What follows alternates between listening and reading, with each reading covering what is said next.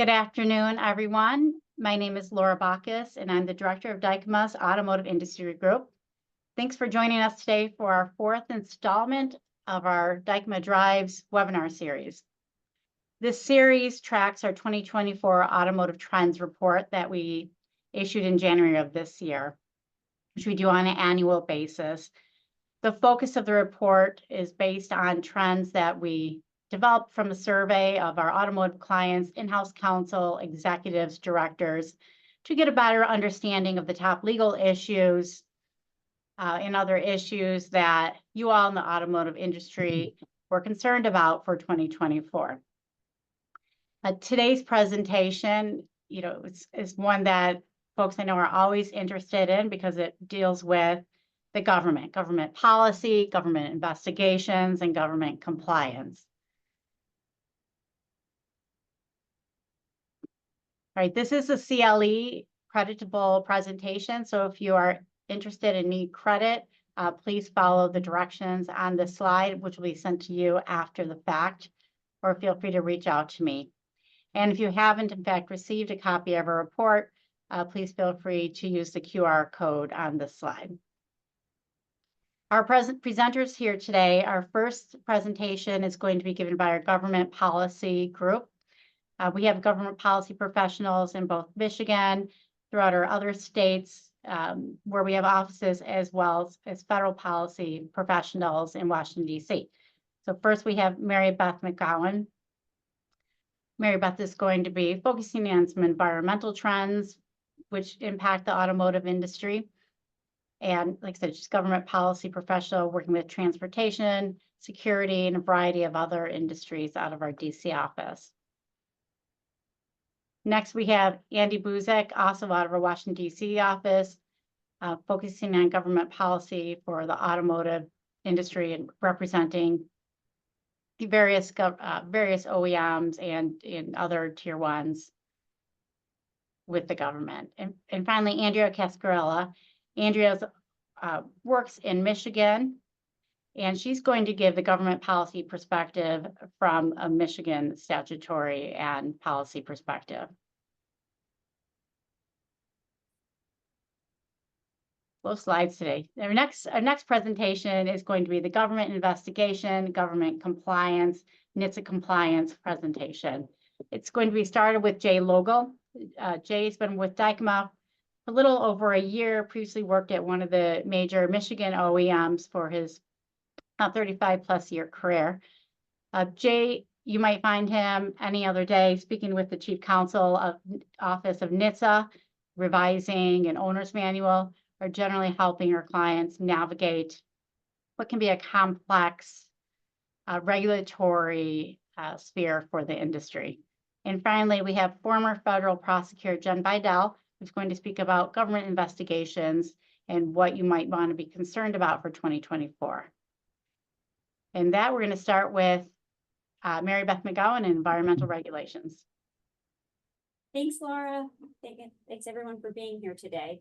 So in part one of our presentation, we're talking about recent government policy and really taking a look at the trends report and what's on everyone's mind, and to give you a little bit of an update on where those things stand and how they are impacting, really, I think from a policy perspective, are as everyone's familiar with, our electrification goals. And I think just we'll go over various policy issues, but the overarching theme is that out of DC, there's really policies that are pushing that EV adoption, and then some that are tempering it a little bit and creating more of a balance, particularly with some of the critical minerals requirements that we'll get into.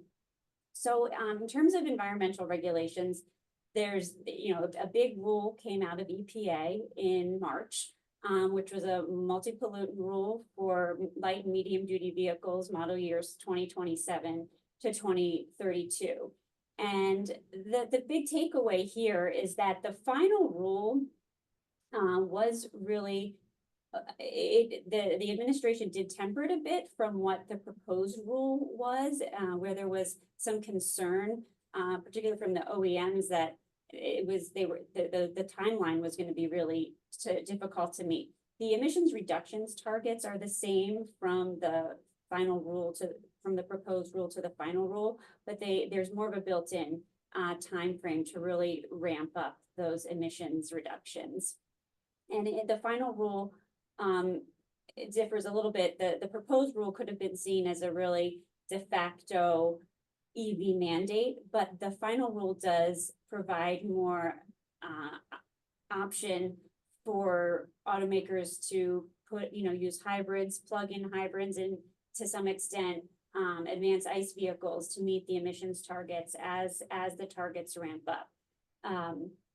There was a lot between auto workers and manufacturers. There was a bit of pushback, which the administration did take into consideration for that final rule. At the same time, as EPA was promulgating their rule, DOE was working on updating the petroleum equivalency factor. And what they did there is it really reduced EV's fuel economy equivalent by about 65% by 2030. So it's again giving vehicle manufacturers more time to comply with what are impending stricter fuel economy requirements. So those two, the EPA GHG standard and the DOE's petroleum equivalency factor really did kind of go hand in hand to create some more flexibility there. In the meantime, we're waiting for Department of Transportation, NHTSA, to issue their updated CAFE rule, which it's expected at this point late spring of this year. So now this one, the CAFE rule is the proposed rule, and the proposed greenhouse gas emissions rule were more in line. So without knowing what the final CAFE rule is going to be, there is some concern that a as stringent final rule from NHTSA as they proposed would undermine some of the flexibilities in EPA's greenhouse gas rule, and still, force the market towards EVs.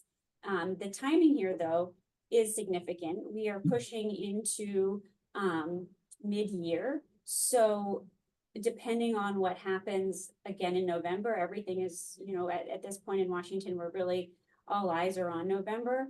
And if DOT does take a bit more time to finalize the rule, it could come under Congressional Review Act for next Congress. So taking a look at how many days Congress is going to remain in session, and what the ultimate day that publishes in the Federal Register, that will have some bearing on options to go back, take a look at, possibly overturn the CAFE rule, depending when it comes out and how stringent it is. Now, more on the incentive side, we saw both tax and grant incentives from the Inflation Reduction Act and the bipartisan infrastructure law, the Infrastructure Investment and Jobs Act. So here's a list of a number of the incentives that will benefit the auto industry. The first one was the new clean vehicle tax credit, which really revamped the previous EV tax credit. It took away, it will remove the caps of eligible vehicles. It added some new price and income limits, and it bifurcated the credit. So, half you could claim as long as you meet critical minerals requirements, and half you can claim for meeting battery component and assembly requirements, which we'll get to on the next slide.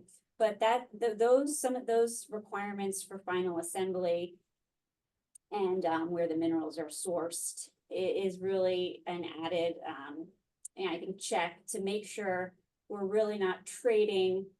That the concern from some parties was that as we move toward vehicle electrification, that we would be trading a reliance on what had been the Middle East just for China. So as we talk about some of the tariff and trade items, it's really all under that framework of keeping the supply chain here, which does need time to advance. So we're sort of in that push and pull period right now. There was 25E for pre-owned clean vehicle tax credits, 45W for commercial clean vehicle tax credits. 45X is is a production tax credit for components, and then actually for the purified minerals themselves, in a real effort to get that supply chain onshore here. 48C would be an investment for facilities that create those products. And then we have some various grant programs that are are having multiple phases. There were first round, second rounds for battery materials processing, battery manufacturing grants, and then again, increased authority for DOE's loan guarantee program, which the department is starting to utilize. Now, for the battery content and final assembly requirements, there was, again, where we had final guidance that did maybe change some of the outlook on how those things would be implemented.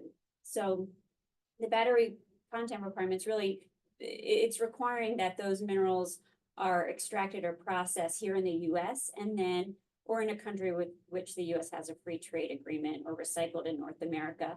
The same thing, final battery assembly requirements, it really has to be done in North America, with those percentages really ramping up. The third thing, it took a while to get guidance on this, but definitions on what a foreign entity of concern was. Also, there was a lot of watching at the time of how free trade agreement was defined. And really the final guidance, it did provide a bit more flexibility, where there is a 2-year grace period to continue sourcing graphite from Chinese entities of concerns. And then IRS and DOE put in this value add test, where and there has been pushback against this from some that are concerned that it doesn't do enough to make sure that the materials are sourced here in the US. But if half, the value add test would say if half the mineral value is added from extracting or processing in the US, then it counts towards the content requirements of actually been extracted or processed here. So there's some leeway. And then the free trade agreements can also include nations that have in the interim negotiated mineral specific trade pacts with the US. So those are some of the things where we're seeing a push and a pull as far as environmental regulations and the sourcing requirements. And I'll turn it over to Andy now, and he's going to talk about some of the trade and tariff items. Excellent. Thank you, Mary Beth. When we looked at the results from the survey, there were a number of responses that highlighted some of the various trade concerns around supply chains, reshoring, tariffs, et cetera. And so I want to focus on a few of those today. And I'm going to start with the China tariffs. And you can see on the slide that I titled it China Tariffs is Good Politics. And what I mean by that is when you talk with policymakers and you have seen sort of the competition between former President Trump and President Biden, and everyone wanting to be viewed as taking the tough stance against China. And so the way that sort of plays itself out often is through tariffs and in certain instances, rhetoric and things like that. And so what we saw was that last month, May 14th to be precise, the USTR issued its mandatory review of the Section 301 tariffs. They were about 2 years late. They were originally due in 2022, but kept getting pushed off and delayed, primarily over sort of internal debates around whether trying to balance labor concerns with climate concerns. And similar to the way sort of Mary Beth described some of the push and pull on electric vehicles, we see some of that here in the terms of the administration's very aggressive climate goals, sort of along with its concern over US jobs and labor concerns. And so what we ended up with was keeping the existing tariffs and adding some new ones that, excuse me, that were targeted of Chinese imports. And the reason why I sort of highlight the sort of balance between the two is that a number of the tariffs are on electric vehicles, which are part of the administration's climate agenda, on solar power, on batteries, all part of the administration's climate agenda. So obviously, tariffs complicate some of that. But the overall goal of the administration is for those sectors to be established and strong domestically. And so the trade-off is of sacrificing some of maybe the environmental gains that you would make by eliminating some of these tariffs and allowing these imports, to really trying to provide an incentive for manufacturers to locate their facilities here in the United States. One of the areas that often comes up when we talk with manufacturers and suppliers is exclusions to the 301 tariffs. And there's been a series of announcements in the last little bit here around not only the tariffs and the new tariffs, which, by the way, you can see on the chart sort of what the increased rates on the tariffs are, and when they go into effect, most of which will go into effect on August 1st, 2024. But there's an exclusion process for products that either can't be produced in the US, aren't produced in the US, that no one opposes. No domestic manufacturers oppose excluding them from the tariffs, or that the only supplier available is Chinese. And those tend to be the products that are eligible for exclusion. And so there were some 429 products that have been eligible for exclusion prior to the review. And as part of the release, USTR indicated that they were originally expected to expire at the end of March, or I'm sorry, at the end of May, and they extended sort of certain levels of products. All of the exclusions were extended through June 14th, so just for a very short period.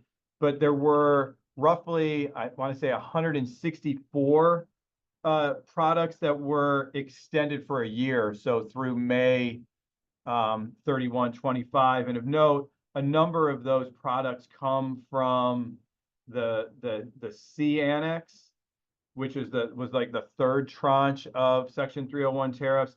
And those include a lot of different automotive parts, whether they're motors, transmissions, sensors, pumps, a whole host of things. And so it's important to go back and check those tranches to see if you were relying on extension, if they were included in the extension, because a number of the products that were added to the Section 301 tariffs as part of the D Annex, or the fourth tranche, were not extended.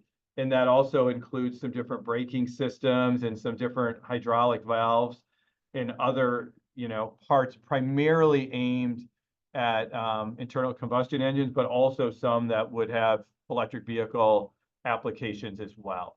And so it's important to sort of review that the new information on exclusions if your company has been relying on exclusions. Also, we saw this in the survey, and also a lot of people are focused on the USMCA and what is likely to happen when it comes to the mandatory review that's required under the agreement in 2026. Now, there's certainly some disagreement as to what a review means. That I think the US review considers that as a window to make some changes to the agreement that they would like to see. And I think both Canada and Mexico are very, very hesitant to open that agreement out of fear that once you reopen that agreement, we're essentially starting over again. And anyone that recalls the negotiations around USMCA knows that it was a very tenuous negotiation to ultimately get to an agreement.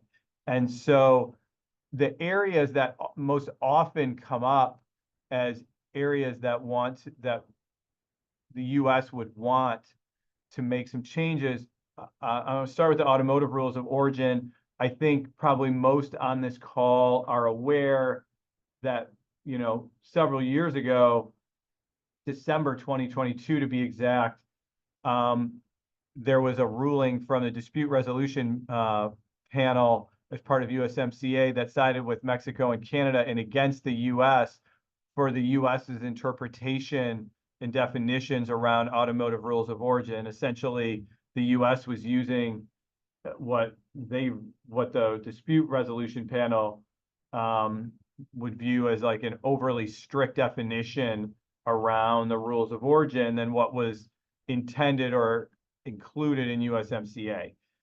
I think initially when that ruling came out, most expected that there would be some sort of resolution to it in the relative short term, that the parties would negotiate it out. And here we are nearly 2 years later with no resolution to it. And instead, each side sort of holds on to some of the disputes they have with the larger USMCA, whether it's dairy in Canada, whether it's corn in Mexico, whether it's auto parts in the US. And rather than reach agreement, each side is sort of operating with their own interpretation. And I think those sort of types of disputes sort of what will set the stage for whether we see a review, a renegotiation. I think that it will probably fall somewhere in between just a simple review and a confirmation of the existing agreement and a full-fledged renegotiation. I think everyone should be aware, because there will be a lot of talk around this, is that what the clause in the agreement says is that in 2026, which is the 6-year review period, each country must confirm whether they want to continue with the pact. If they were to say no, they don't want to continue with the pact, it triggers a series of sort of annual reviews that allows the countries to sort of negotiate this out in a way about what's in dispute without necessarily opening up the whole agreement.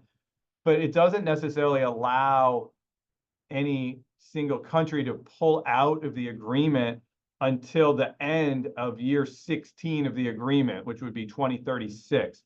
So there's not an immediate threat that USMCA goes away, but there is sort of this likelihood of renegotiation and sort of tweaking the agreement as part of this review process.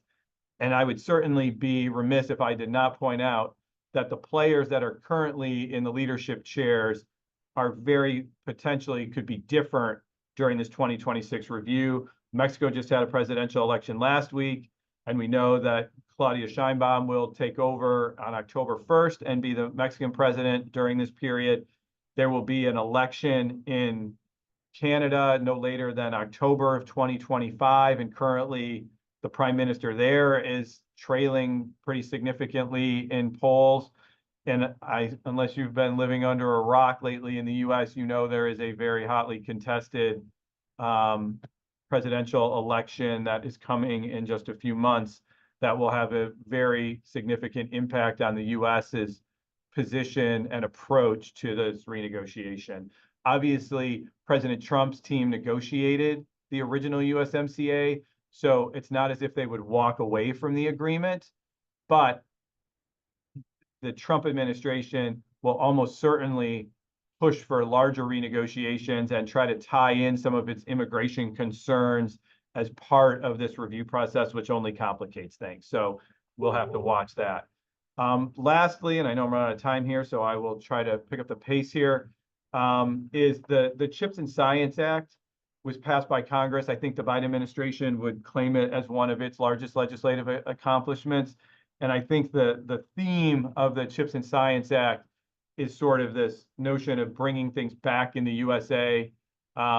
sort of think to myself, there's a Chuck Berry song that's back in the USA. The last line of that song says, anything you want, we got right here in the USA. That's kind of the whole goal of the CHIPS and Science Act. The legislation, the now bill, includes significant funding to the tune of $52.7 billion to help develop, build out, and expand U.S. semiconductor manufacturing. There are investment credits that go towards increasing production and manufacturing of semiconductors and related equipment here in the U.S. The Commerce Secretary is very quick to point out that the United States invented semiconductors. They used to make the majority of semiconductors. They used to make a very large percentage of the most complex and sort of leading edge chips.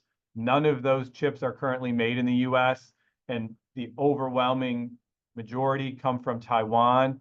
We know with sort of the tenuous situation between China and Taiwan that, a cutting off of the types of semiconductor chips that are so key to the automotive industry, not to mention defense applications, is a national security risk. And so the whole purpose of the CHIPS Act is to bring and establish that production back in the US and to get back to making, 20% of the world's, most sophisticated chips here in the US by 2030.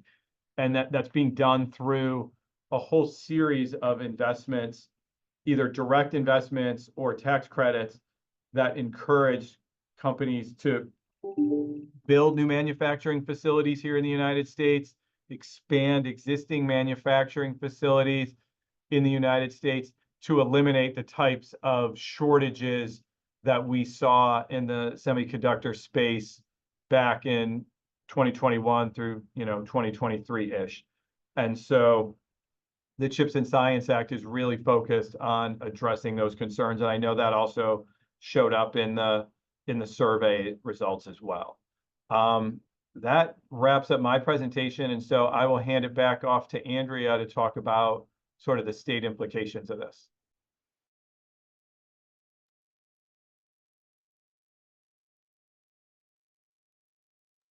Thank you, Andy.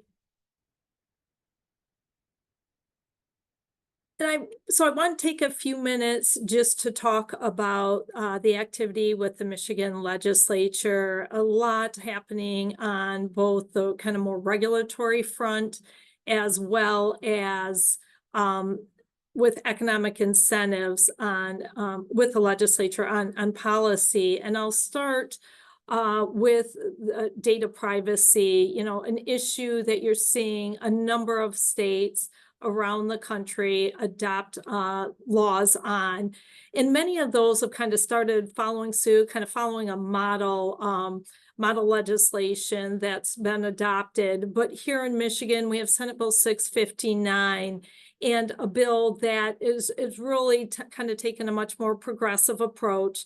Now, we are going through a lot of iterations of that since it was introduced, which has been positive, but still a number of provisions there of concern. And while this bill is introduced, it is very broad. It's not focused specifically on the automotive industry.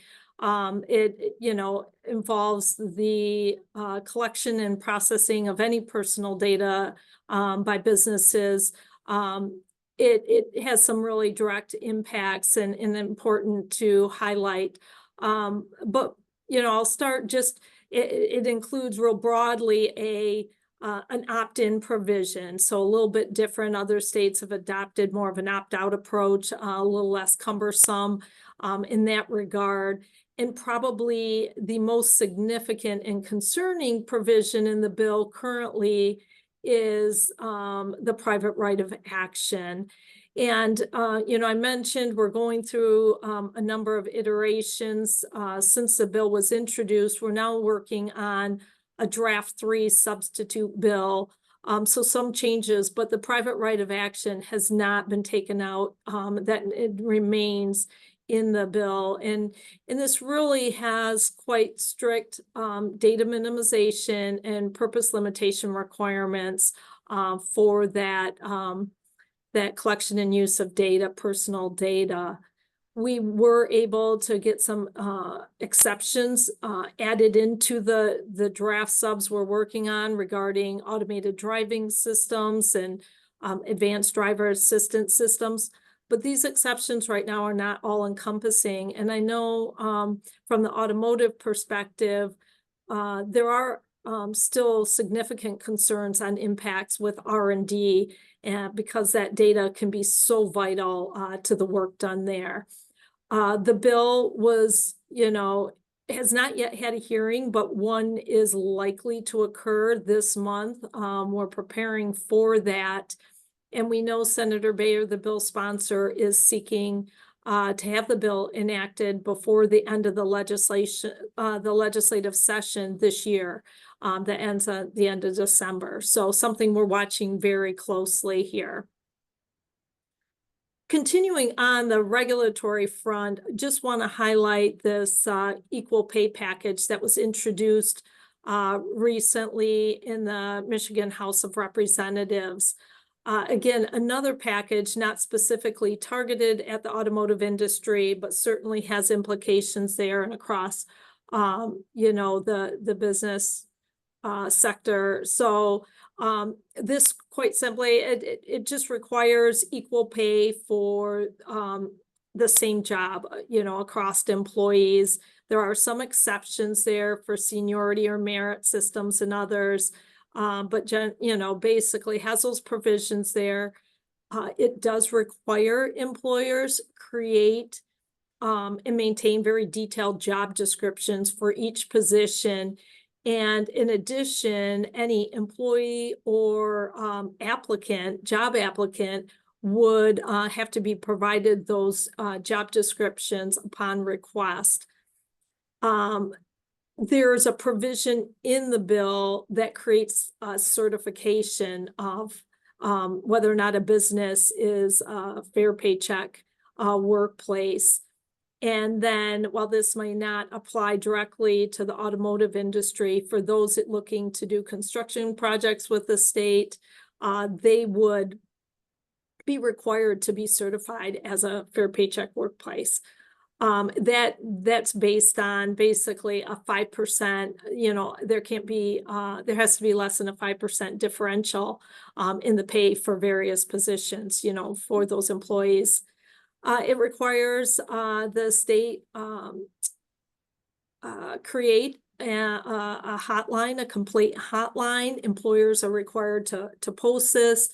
There are online requirements too to file complaints that the state would make available. And very importantly, there are a variety of penalties for violations of these various provisions, all of which are quite substantial. So this is something we're watching. There has not been any movement right now, but the Michigan House is up for election this year. We don't expect movement before the elections, but the November elections, but this is something we're paying close attention to, as there could be movement in the lame duck session that follows. And especially so if by chance the elections result in a change in power in the Michigan House starting next year. The Democrats currently have a majority in the House. A majority of the Democratic caucus are sponsors of this bill, including members of leadership. So it is something we're paying very close attention to. Next, I'll shift gears a little and more over on the economic incentive side. There is a great deal happening here in Michigan on this front, and a lot of exciting things. Almost a year ago, last August, Governor Whitmer announced her priorities and a package with 4 pillars, economic incentive pillars. It included kind of a revisioning of our SOAR program. What she billed as kind of SOAR 2.0. We've evolved from that, and I'll get to that in a moment. Also some updates to our Renaissance Zone incentive legislation or laws, and the creation of an R&D tax credit in Michigan, and then finally a revamping of our Good Jobs for Michigan what we're now calling higher, but a Good Jobs for Michigan 2.0 program. So she announced those as her priority. And there's been some movement on that, but I'll first talk because we've got a lot happening on SOAR. And this is a kind of our major direct incentive program that was established, excuse me, a few years ago and has been recommitted. We have dedicated funds from our corporate income tax revenues. It is $600 million annually that the state has available for investment in job creation with direct grants to companies. And these are really kind of transformational projects. The governor had proposed in her version of SOAR 2.0 to dedicate $500 million a year for these direct incentives.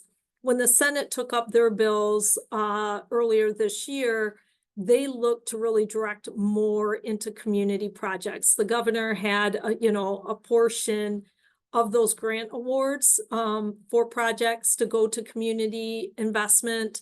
The Senate really looked to increase that substantially. The immediate reaction from the administration wasn't as supportive on that approach, but the House and Senate have now come together to even go, for an even stronger package when you think about the community investments. There was just a hearing in the House on this collective package, but they're really looking at shifting. And while there still would be money targeted for direct incentives, $250 million, so half of what the governor proposed, they're looking at taking another $200 million of that to go for transformational transit and mobility investments where these projects are happening. Another $100 million would be redirected into housing, great needs all across the state and every community. And then $50 million targeted for these other community projects. There's been discussion around childcare needs and that for employees and others where investments could be made. So still a lot of negotiation happening between the legislature and the governor on this, but again, a priority and something we see likely to be completed before the legislature recesses for the summer at the end of the month. Again, a priority of the governor's. And then I'll quickly touch on a couple other components of the incentive package that the governor had highlighted. R&D tax credits. This is new for Michigan, something we've never had, so a lot of excitement. The House passed these bills last fall with strong bipartisan support. The Senate passed them earlier this year as well with strong bipartisan support. And while this is capped for this first year at $100 million, I think there's strong hope that this program will only continue to grow in the amount of resources kind of committed to that increase. But that would apply for the current tax year, 2024. And, it's really structured in a way to create opportunities for large employers, those creating more than 250 jobs, as well as smaller employers, and structured a little different for those two categories. Additionally, there's an incentive, additional 5% credit could be awarded for that R&D that's done in collaboration with our Michigan universities. Those bills have been returned to the House. They are waiting to be sent to the governor for signature, but just holding on those until these other economic incentive bills kind of catch up with the R&D tax credit. And the other I mentioned was the Good Jobs for Michigan program, now being touted as the higher program, and really focuses not just on creating jobs, but these high-level jobs.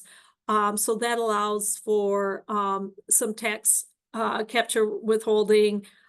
This too capped at $100 million per year. But for new jobs that are created, those that are, if it'd be more than 250 jobs created, allows for that income tax withholding to be kept. And what they've really done is tied these and kind of set a benchmark with the median wage in the region, the prosperity region where the jobs are created, in ensuring that those really lift up those regions and those communities. So it'd be set for those large job creation, the median wage would have to be 150% more than the average median wage in that region. For those that are under 250 jobs created, 175%. The schedule, kind of the chart of those median wages in those percentages are available online on the state's website if you search that.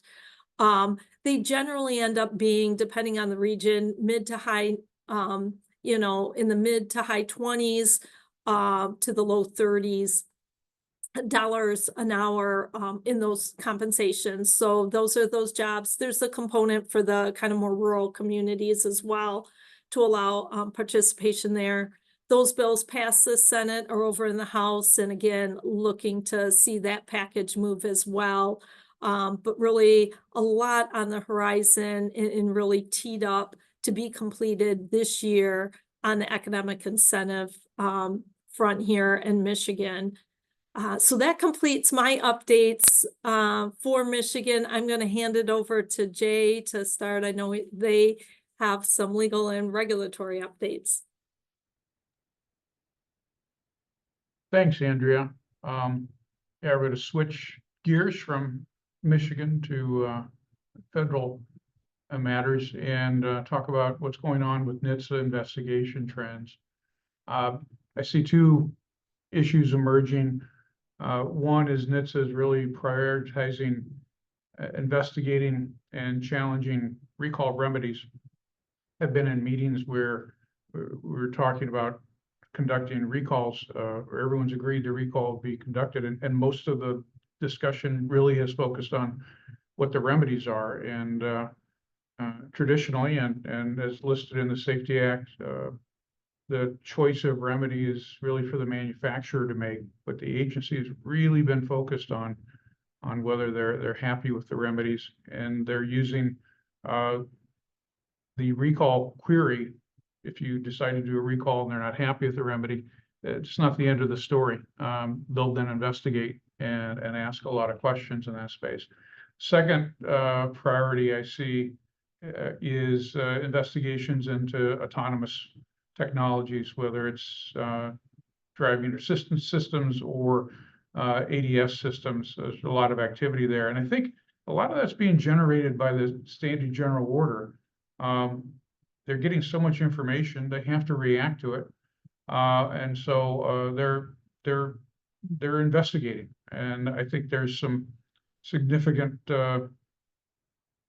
legal developments and regulatory developments that are going to come out of that. Now, I'm talking about the recall remedies. We see a continued increase in the recall queries in 2024. They just opened another one in May, so we're up to 10. And, we're not quite halfway through the year, and it's more than has ever happened before. So while the choice of remedy is for the manufacturer, and this is really looking at whether they like your remedies or not. And the big issue is software. And I've spoken with several people down at the agency, and this is really their focus. 70% of the RQs that they've opened have involved software as at least part of the remedy. And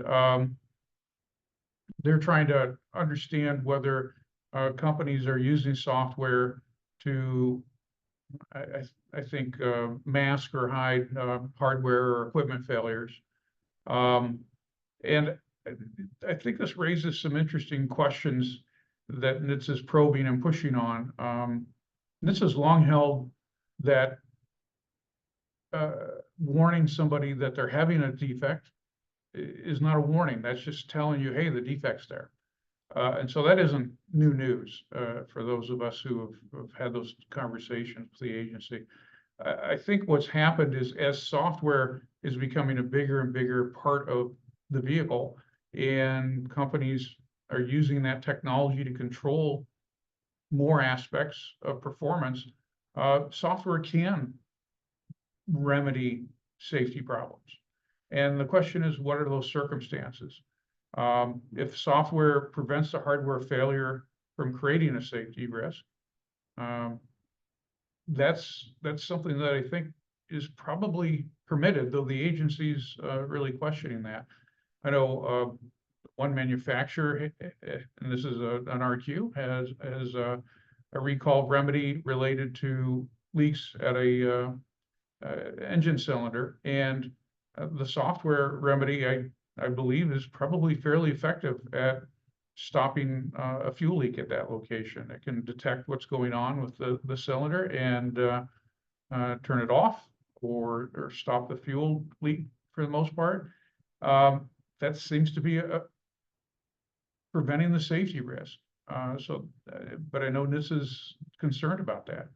The other place I see NHTSA having concerns is where we're using software to improve the reliability of the underlying software. I mean, at some point, software is the remedy for software issues. And I think the agency is exploring when is the reliability increase enough? When is it good enough to say that it's remedied the safety issue? And I'm working with a client on that particular topic, and it's not really clear what those answers are. Another question that's come up is when is an over-the-air update for your software a safety recall? And I've had this conversation with the chief counsel's office. We talked about it even yesterday in a meeting. One of the things that the agency is struggling with is and manufacturers, even more importantly, are struggling with the concept of when do you do an over-the-air update? What's enough information to do that? And is that information enough to make a safety recall determination? And I think most of the time, companies can update software without getting to the point where they've got enough information to make a safety recall determination. I mean, sometimes they do, but sometimes they don't, and that's being explored, and the agency is exploring that through these investigations. You know, the software model's just very different, and I was talking with chief counsel's office yesterday about this. If I could increase the strength of a control arm, just sort of magically, make it stronger, that's sort of what software does. You can improve the software, but the Safety Act really has this model where the components in the vehicle are stagnant from the point of sale, and the only way you can really remedy them is through a recall. You have to bring components in and change them. Software changes all that, and I'm not sure the Safety Act, which was written in the 60s and 70s, really can catch up with the software model. And the agency recognizes that. And on the legal side, the question is, what authority does NHTSA have with this respect? I mean, I see them having two options. One is to just say the remedy hasn't reasonably affected the defect. That the remedy is just giving you a warning that the defect's occurring, but the safety risk is still there. And that I think is pretty standard law for a long time. The other place that I've had conversations with NHTSA is about adequate repair, and they're looking at that part of the Safety Act, which they really haven't paid attention to until recently. And talking about substantially impairing the operation of the vehicle. And a topic that they're very concerned about is if you have an engine-related issue, and in order to prevent the safety consequence from occurring, you flash warning lights and you reduce engine output, slow the vehicle down. Is that substantially impairing the operation of the vehicle? I've seen that with some other components where I've been in discussions with the agency, and this substantially impair question is coming up. And from my perspective, it's coming up almost as a consumer protection concept as opposed to a safety issue. And so I think there's questions about where those investigations and where those questions head. Shifting gears to the other trend I see in investigations is the standing general order is really compelling NHTSA to open investigations on autonomous driver assist systems and autonomous driving. Now, essentially, since 2021, we're required to notify the agency within a day when there's a crash on a level 2 or higher system. And so that information is flowing into the agency regularly. And it's sort of the old problem, what did you know? When did you know it? What did you do about it? Well, the agency's got the information right away. And then the question is, what do they do about it? They're opening investigations. Tesla has been such a leader in this space, and they have more product out there with their autopilot system that they're sort of on the leading edge of this phenomena. And I think a lot of people are familiar with what's happened with Tesla. But I see this really migrating into a lot of other OEMs.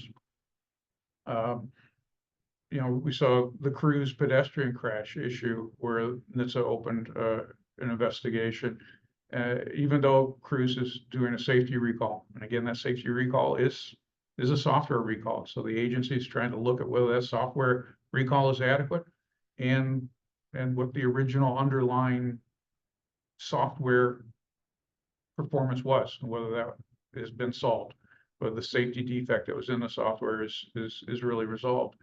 You've got, in the last month or so, the Ford Blue Cruise investigation was open. Zoox rear end collision investigation was open. The Waymo unexpected ADS behavior investigation. That's a pretty big description of a safety defect or a safety risk that would be investigated. But I think that just goes to show you that with the SGO, NHTSA has to react in some way.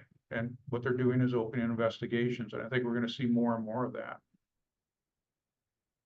And I've looked at the information requests that are available. Some of them don't have information requests published yet. But when you look at the information requests, very different than the traditional information request that you'd see in a non-software, non-driver assist investigation.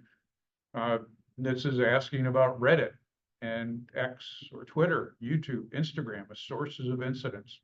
They're saying not only the SGO incidents, but hey, we went online and looked at Reddit and we found this behavior. Please explain it. That raises questions about if that's what NHTSA is going to do in their investigation process, and they're expecting everyone to know what happened in order to make a safety defect determination. Is that creating a new duty to monitor social media? I think that's a question we need to discuss with the agency, and I don't know that they necessarily have thought through all the consequences of that. And I think there's an opportunity to have those discussions. During the TREAD Act rulemaking, they rejected going to media as a reportable event. The SGO seems to include it in some way. So I think that's a changing phenomenon that we need to evaluate. And it really puts OEMs in a difficult position. It's like what's published on social media, they generally don't have much information about. It can be very tough to understand. One of the other things I see in the IRs is because these cars have so much video data, the agency is asking for a lot of video. And that makes sense. I think one of the areas that I see a struggle is NHTSA is asking for the data, the video data in a certain format. They think that it can be reproduced and searched in a certain way. And I think the manufacturers, when they look at their capabilities, they say it doesn't match what the questions are. So I think there's an opportunity here to have those conversations with the agency that say, hey, we understand why you want the data. Let's ask the questions in a way that makes sense for the technology and what's available. And I think we should be having those conversations. With ADAS investigations, I see a lot of questions about warnings and the human-machine interface and how those decisions are made, how those designs are developed. And that's a unique space that we haven't seen before. I've seen questions asking, what was this expected crash reduction for the changes in your ADAS warnings? I'm not sure manufacturers are making expected crash reduction calculations. But it's interesting to me that that's something NHTSA is specifically asking for, and I'm not sure where those discussions go, and whether that's now an expectation that you make a crash reduction determination in that space. So I think there's opportunities to talk with the agency, and I have been in a lot of those discussions. And quite honestly, at the end of this, I have more legal questions than I have answers right now. When I think about the Safety Act and you think about the Wheels case and the X-Guard case, how do you apply those performance standards to software and to ADAS and autonomous driving systems? What's a failure in those systems? Restraint systems don't promise you zero injuries. Brake systems don't promise you that you'll always stop and never have a collision. Does the autonomous driving system have to promise there's never a collision? I don't think that's reasonable. I don't think that's practical. I don't think that's what the Safety Act asks for, but what does the Safety Act demand in terms of field performance? I think it's very difficult right now to understand. And I've talked with the Chief Counsel's office about this a number of times, and they're in the same boat. They're trying to understand how to apply those things. So this is an opportunity to develop the law here. And comparisons, I think it's important that we talk with the agency about what are the right comparisons for performance. These technologies are gonna, I think, dramatically improve automotive safety. But they're not gonna be perfect. And how do you draw that equation, and how do you make those judgments about what is safe enough, what's reasonably safe under these circumstances? So I think those are a lot of opportunities for us, and I'm going to turn it over to Jen at this point. Okay, we're gonna do the really quick 3-minute overview of what could be an hour-long presentation on its own. So at a really high level, government criminal enforcement in this area can come from the DOJ itself and its components. It can come from NHTSA. It can come from the EPA's various divisions. And really, we're seeing state AGs come into this mix even more as well. You've seen a lot of recent cases.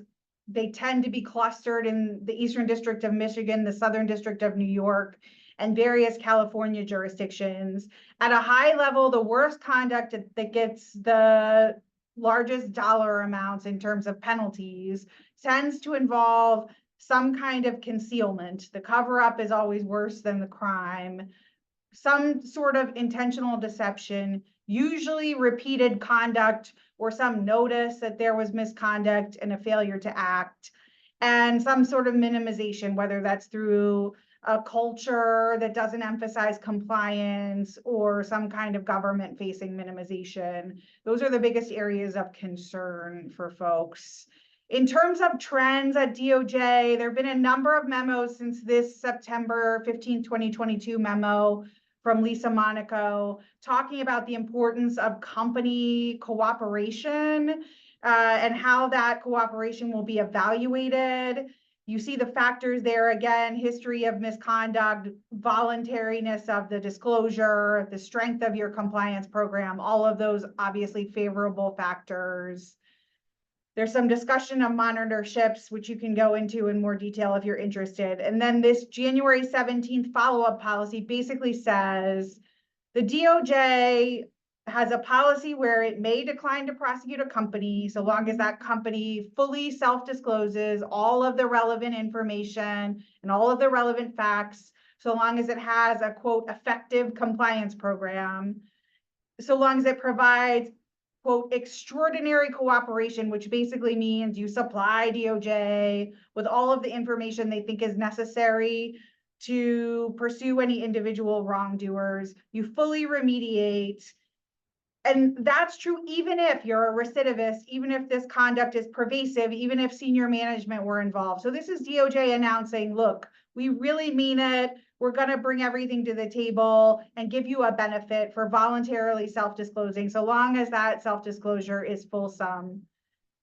There's also been a policy about this in the context of mergers and acquisitions. If you are acquiring a company and you learn during that acquisition process about some misconduct at that acquisition target, there is now a safe harbor program to make voluntary self-disclosures in that context.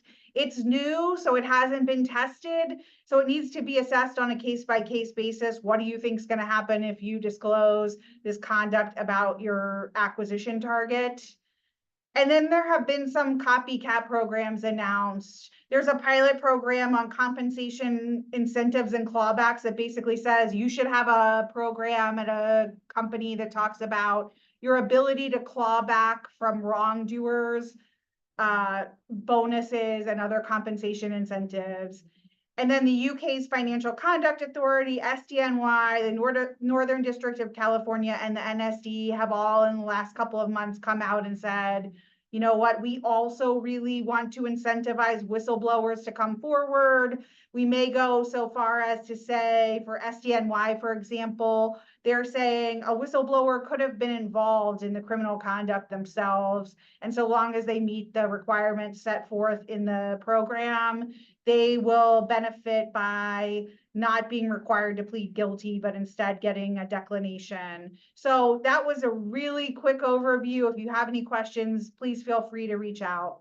Thank you.